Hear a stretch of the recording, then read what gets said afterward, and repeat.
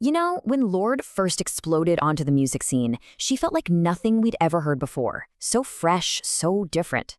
But what if the key to her totally unique global appeal wasn't some new age formula, but something way older, something buried deep in the soil of her homeland? Today, let's dig into how the spirit of New Zealand gave us one of pop's most original voices. So what is it? What's that secret ingredient? The thing that really unlocks everything about her music, her lyrics, and her whole identity? It's that simple and, well, that complicated. The answer is New Zealand. It's not just where she's from. It's the creative and spiritual anchor for her entire body of work. It's everything. To really get it, we've got to go right back to the beginning, where she started. We're talking about a quiet, coastal suburb of Auckland, where this unique artistic identity was being shaped long before the rest of the world even knew her name. I mean, her rise was just insane. She was born in '96, gets discovered at a talent show when she's only 12. By 13, she's already writing these incredibly insightful songs. And then, at just 16 years old, she drops an album that would literally change the game. Talk about a meteoric rise.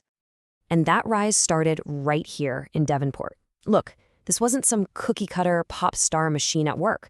She grew up in this tight-knit community where creativity was everything. Her mom's a celebrated poet, so you can see where that amazing lyrical style comes from.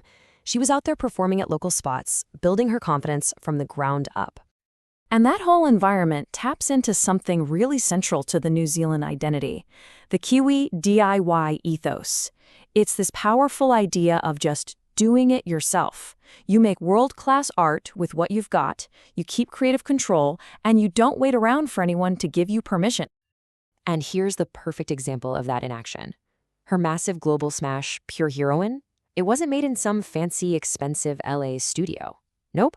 It was recorded with a local producer right there in Auckland.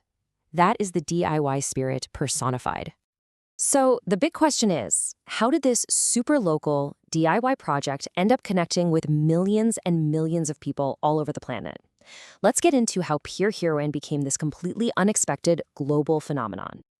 Okay, so you have to remember what pop music sounded like at the time. It was all about materialism, luxury, popping bottles, and then Lorde comes along, and what's she singing about? Bus rides, boredom in the suburbs, backyard parties. She wasn't trying to get into that world of excess, she was standing outside of it, critiquing it. And it turned out the world was absolutely starving for that kind of realness. And her reward for that incredible authenticity, it came when she was at the absolutely astonishing age of just 17. At 17 years old, she wins a Grammy for Song of the Year. I mean, think about that. This wasn't just a personal win, it was a historic moment. It basically put New Zealand's entire creative scene firmly on the world map, big time. And back home? Oh, the impact was massive.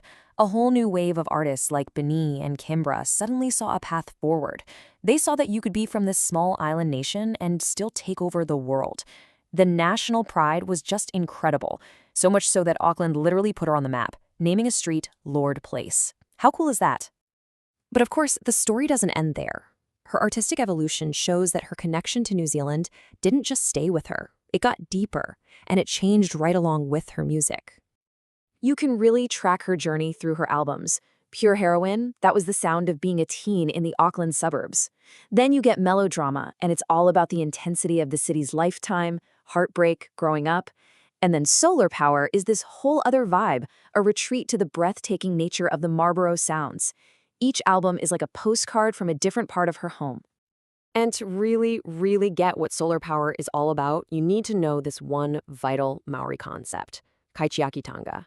It's this deep, profound idea of guardianship over the land. It's not about owning nature. It's about protecting it for the generations to come. It's a core value in New Zealand culture. And you can totally hear these ideas woven into our lyrics. I mean, take this line from Solar Power. Yeah, on the surface, it's a bit cheeky and playful, right? But if you dig a little deeper, it's hinting at leading a new way of living, one that's more in tune with and protective of the natural world. So this brings us to a really important question. After all the success, the global fame, the pressure, why is New Zealand still her anchor? What is it that keeps pulling her back home?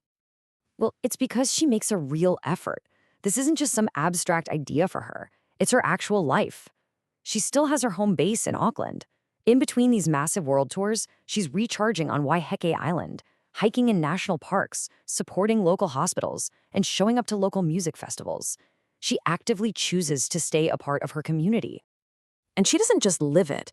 She uses that massive platform she has to fight for the values she grew up with. She's a vocal advocate for climate action, she's mentoring the next generation of Kiwi artists, and she's constantly working to lift up the diverse Maori and Pacific Island voices that make her country so unique. So, when you boil it all down, it comes to this. New Zealand is so much more than her muse. It's her sanctuary. In an industry that can be incredibly demanding and isolating, her homeland gives her the grounding she needs to not just survive, but to keep creating. You know, Lorde's whole story is this incredible reminder of how one very specific place can shape a voice that speaks to the entire world. And it kind of makes you think, doesn't it? No matter where you are, how does the idea of home, whatever that means to you, shape the person you are?